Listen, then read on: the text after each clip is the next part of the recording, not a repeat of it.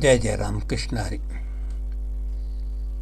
श्री बाबा महाराज सातारकर यांचे दुसरे प्रवचन पार्ट 2.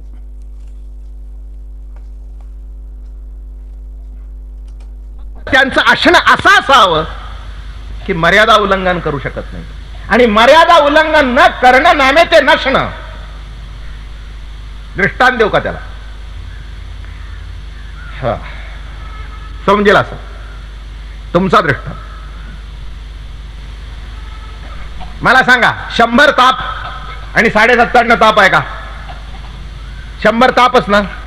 100ला काय म्हणावं? थोडस नाही, काही गरज नाही. मला सांगा, 97.5 टेम्परेचर, एखाद्याला ताप आला किती? 100. काय म्हणता? ताप आहे हो 100. ताप आहे हो 100. का उतरला का? नाही हो 102. काय हो, कसं काय उतरला की? 97.5. 97.5 म्हणता उतरला कसा? एकदम 0 झाला पाहिजे. काय म्हटलं मी? ताप गेला केव्हा म्हणायचं? 0 होईल तेव्हा ना.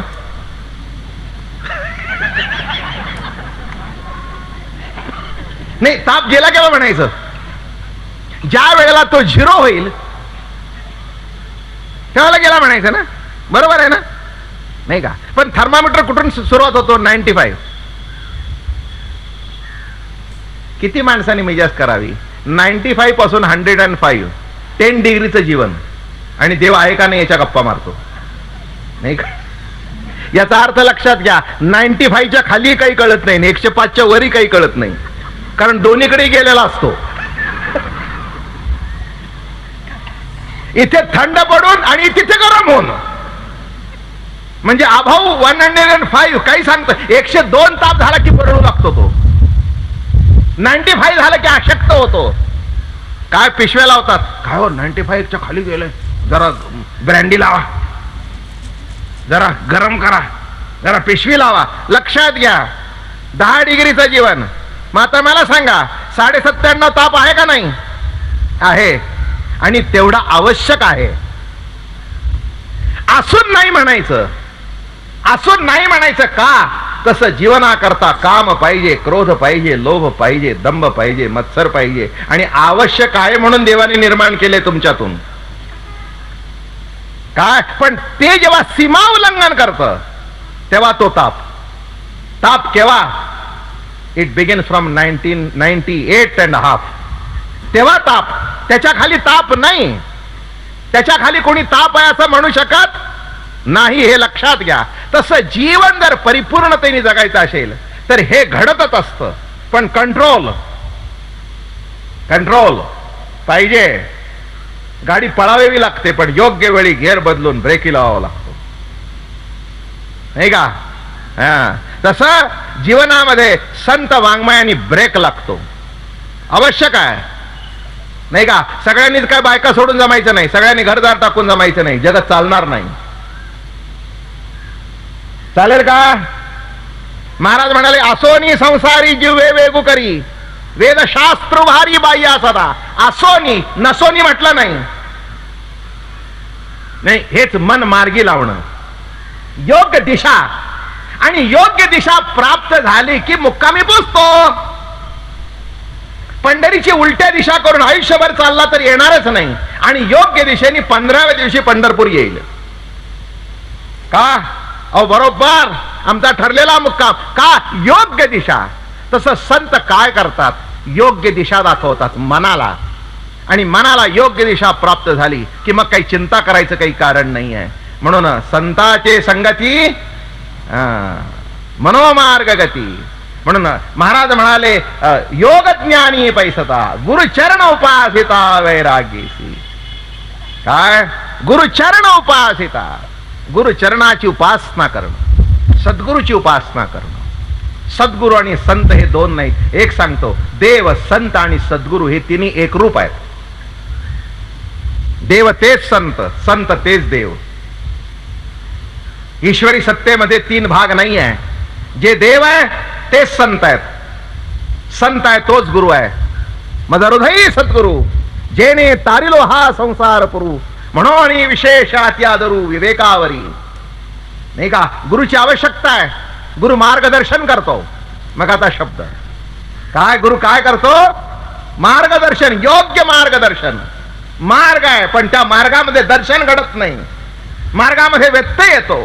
पण सद्गुरु काय करतात? योग्य दिशा दाखवल्याबरोबर त्या दिशेने गेल्यानंतर सुंदर सुंदर. आलं का लक्षात? एक सांगू का, देव समोर उभा राहिला तरी हा देव आहे हे वाटण्याकरता सद्गुरूची कृपा पाहिजे. दुर्योधनाच्या समोर देव उभा होता पण वाटला नाही. वाटला का?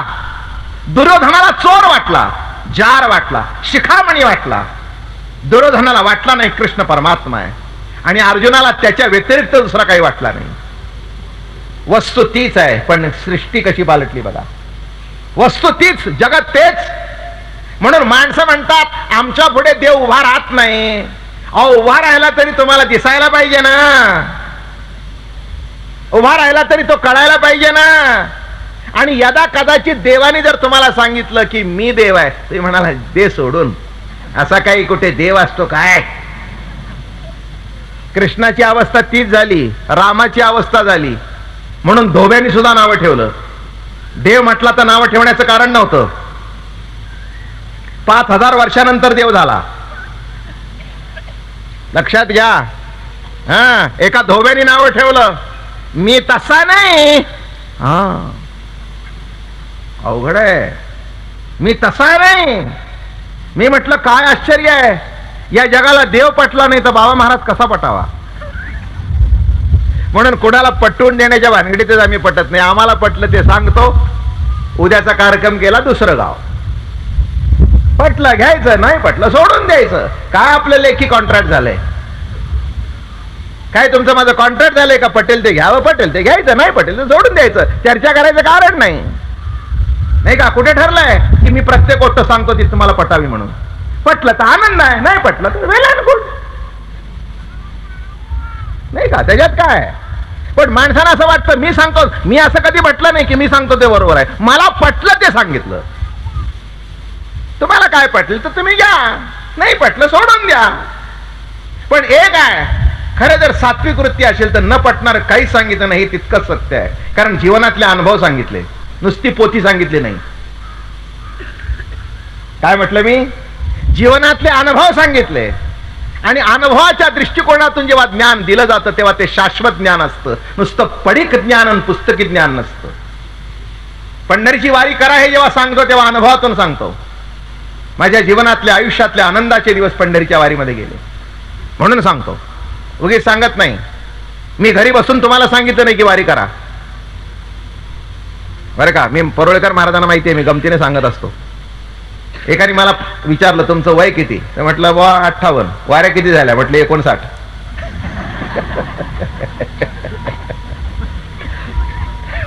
त्यामुळे तुमचं वय 58 आणि वाऱ्या कशा झाल्या 59? म्हटलं एक वारी आईच्या पोटात केली. आता माझी आई जर पोटात असताना सुद्धा जर मी वारी केली आहे तर तुम्ही वारीच्या गप्पा मला काय सांगाव्या? आणि इतक्यापासून जर वारीचा अनुभव आहे तर नक्कीच त्याच्यात काहीतरी असलं पाहिजे. हा अनुभव आहे. एक मी तुम्हाला सांगतो, वारी देव भेटण्याकरता करत नाही. आमच्या देवाला बरोबर घेऊन आम्ही त्याची वारी करतो. आमच्या देवाला बरोबर घेऊन त्याची वारी करतो बरं का. त्याचं भजन करावं. वारी संतांच्या संगती करता करतो. संतांचा सहवास घडावा, संतांचं भजन घडावं, चिंतन घडावं, नामस्मरण घडावं. जरा 25 दिवस तरी संसारातून बाहेर पडावं आणि संतांचा सहवास घडावा. एवढ्या करता वारी आहे. वारी काही देव भेटण्याकरता नाही आहे बरं का. देव आमचा बरोबर आहे, देव आमचा बरोबर आहे. आमचा ठोका आहे तो. आमचा देव म्हणजे आमचा ठोका. एक ठोका चुकला तर आयुष्य संपतं. पण तो कधी ठोका चुकून देत नाही, एवढं त्याचं तुमच्यावर प्रेम आहे. तुमचं किती हा प्रश्न नंतरचा आहे. आमचे दादा महाराज महाराष्ट्रातले एक साक्षात्कारी पुरुष होऊन गेले. त्यांचा एक शब्द सांगतो तुम्हाला. ते काय म्हणायचे माहितीये? तू देवाचं भजन करू नकोस, देव तुझं भजन करतो हे विसरू नकोस.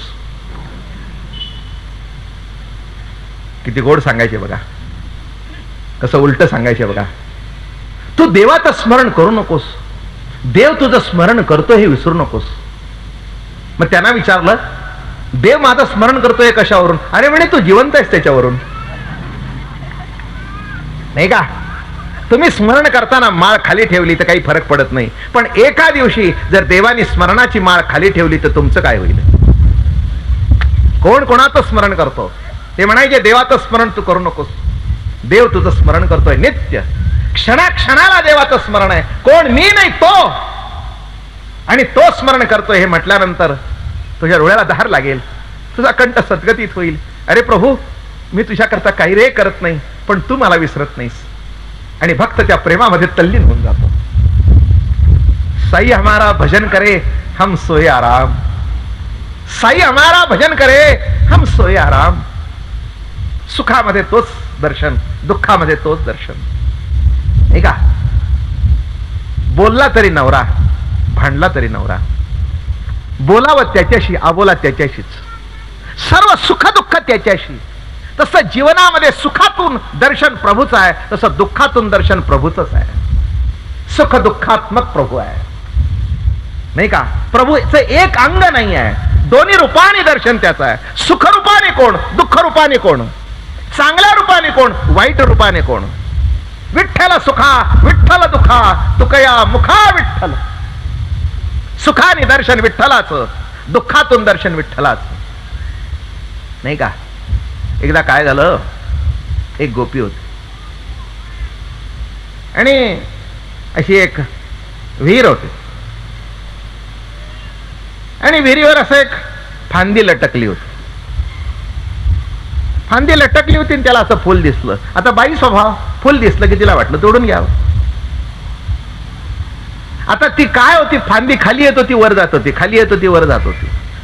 म्हणून तिने काय केलं, एका हाताने फांदी अशी गच्च धरली आणि दुसरा हात ते फुल, असं फुल काढायला गेले तर ती फांदी एकदम वर गेली आणि ती नेमकी विहिरीत लटकली. एक लीला सांगतो जाता, कळलं ना? म्हणजे काय म्हणलं ते, फांदी अशी खाली होती, अशी धरली एका हाताने आणि फुल तोडायला गेली. फुल तोडायला गेल्यावर दोन्ही अशी ती गेली, खाली होती अशी विहिरीच्या बाहेर, ती नेमकी विहिरीवर आली. विहिरीवर आल्यावर ती कसावी झाली. अरे असं कसं घडलं, असं कसं घडलं? म्हणून जी फुलाकडे बघत होती ते वर बघितलं तर तो होता कृष्ण कन्हैया होता, नटखट होता. मग त्याच्याकडे बघितलं. अरे म्हणे कन्हैया, काय रे तुला सांगू, अरे वा रे वा, काय लीला आहे तुझी. हा, तुला राग आला का रे, मी फुलाला भाळले म्हणून? तुला राग आला का रे, मी फुलाला भाळले म्हणून? ठीक आहे, बरं आहे, तुला बघत बघत विहिरीत पडणार आहे, वाईट नाही, तू येशील मला उचलायला. काय? अरे तुझ्याकडे बघत बघत विहिरीत पडणं, अंतकाळी आणखीन काय पाहिजे? तुझ्याकडे बघत बघत पडणं हे नटखट कन्हैया, याच्यापेक्षा जीवनामध्ये काय पाहिजे? आणि असं ते धरलेलं आहे आणि ते त्याच्याकडे बघते बघते, तोही बघतोय. कशी झाली तुझी? अरे म्हणली माझी नाही झाली, तुझी झाली माझ्या बरोबर, कारण मी तुझ्याहून निराळी नाही, मी तुझ्याहून निराळी नाही, मी तुझ्याहून परिच्छिन्न नाही. आणि मग हाताला रग लावल्यानंतर म्हणाली, आता काढतोयस का घेऊ उडी?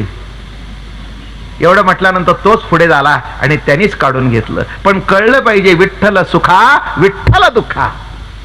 सुख पाठवणारा तोच आहे आणि दुःख पाठवणारा तोच आहे. नाही का? दुःखाच्या मागे तोच आहे, सुखाच्या मागे तोच आहे. आम्हाला आमचं कर्म वाटतं, आम्हाला आमचं नशीब वाटतं. संतांना देवाचं दर्शन घडतं, संतांना त्या कर्मातून सुद्धा कोणाचं दर्शन घडतं.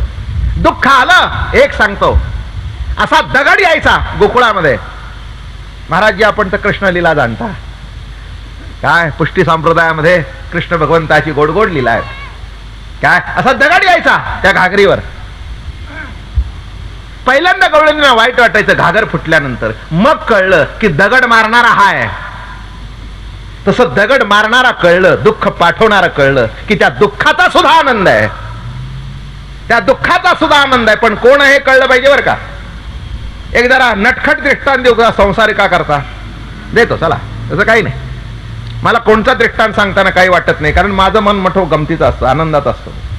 एक बाई रस्त्याने चालली होती भाजी घ्यायला चालली होती. एक पुरुष आला आणि धक्का दिला. धक्का दिल्याबरोबर तुम्हाला सांगू ती बाई अशी खाली वाकली, चप्पल काढली, मागे वळून बघते तर तो होता नाही का, अहो तिचा नवरा होता. दृष्टांत धक्का मारणारा तोच होता. ऑफिस मधून तो आला तर निघाली होती. धक्का इतकी तापली ती, मेले म्हणे, माजलेत. आणि वळून बघते, अरे मेरे तुम्ही आता बघा म्हणले घोटाळे, तुमची खोडकर सवय, मारला असतं म्हणजे काय झालं असतं. ठीक आहे म्हणले, तुझ्या हातून खाल्ला असतं, याच्यापेक्षा जास्ती काय. दृष्टांत कळला का? लक्षात घ्या, मालक आहे म्हटल्यानंतर धक्का सुद्धा सुखरूप आहे, धक्का सुद्धा सुखरूप आहे. पण मालक आहे कळलं तर, तसं दुःखाच्या मागे प्रभू आहे हे कळलं तर. मग म्हटली किती हो जोरात मारलं, काय किती जोरात धक्का मार्ग म्हणला, लागला एवढं काय, पण मीच आहे ना. हो म्हणले, तुम्ही आहे म्हणून तर मी सहन केलं, दुसऱ्याची टाप आहे का? तसं जीवावर दुःख पाठवणं दुसरं कोणाची ताकद आहे का? आहे तो प्रभूच आहे नाही का. मालक कळल्यानंतर दुःखाचं रूपांतर जसं सुखात होतं, तसं दुःखाच्या मागे प्रभू आहे कळल्यानंतर त्या दुःखाचं रूपांतर सुद्धा सुखात होतं. आणि त्याचाच अर्थ असा आहे की संसार सुद्धा सुखरूप होतो आणि संसार सुद्धा परमार्थ होतो. हे कळण्याकरता अध्यात्म पाहिजे, हे कळण्याकरता ज्ञानेश्वरी पाहिजे. आणि ज्ञानेश्वरी हे शिकवते की आहे ते जीवन परिपूर्णतेने कसं जगायचं. वेळ होऊन गेली. 2-3 गोष्टी ज्या काही मला सांगायच्यात. कालपासून मी म्हणतोय की तुम्ही वारकरी व्हायला पाहिजे, माळ घालायला पाहिजे, व्यसनमुक्त व्हायला पाहिजे, त्याची आवश्यकता आहे.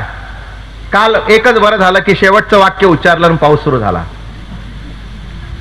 तेही चांगलं आहे, त्याची आवश्यकता आहे. वारकरी संप्रदायाच्या परंपरेमध्ये आम्ही मानसपूजा सांगत असतो. सकाळी आपण उठल्यानंतर देवाची संताची मूर्ती मनामध्ये आणावी. माणसं मला विचारतात उपासना कशी करावी. आमच्याकडे झाकून काही नाही, कारण मला एक माहिती आहे, उघडं किती जरी केलं तरी अधिकार प्राप्त झाल्याशिवाय ते हातात येत नाही. म्हणून उघडं सांगून सुद्धा काही फरक पडत नाही.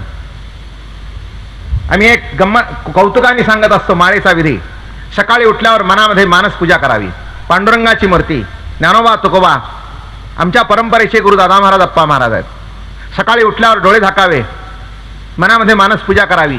देवाला संताला पंचामृताने स्नान घालावं, अंग पुसावं, कपडे घालावे, गंध उक्का लावा, गळ्यामध्ये तुळशीचा हार घालावा, आरती करावी, नैवेद्य दाखवून प्रसाद घ्यावा, चरणावर मस्तक ठेवावं, म्हणावं महाराज मला काही कळत नाही, माझा सांभाळ करा.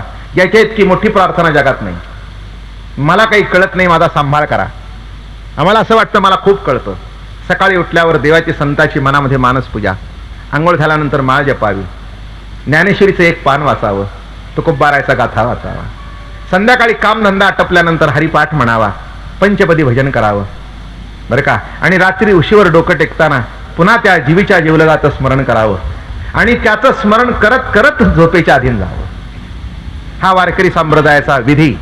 सकाळी मानसपूजा, आंघोळ झाल्यावर ज्ञानेश्वरी, माळेचा जप, संध्याकाळी हरिपाठ भजन, रात्री निसताना पुन्हा प्रभूचं स्मरण करत झोपी जावं.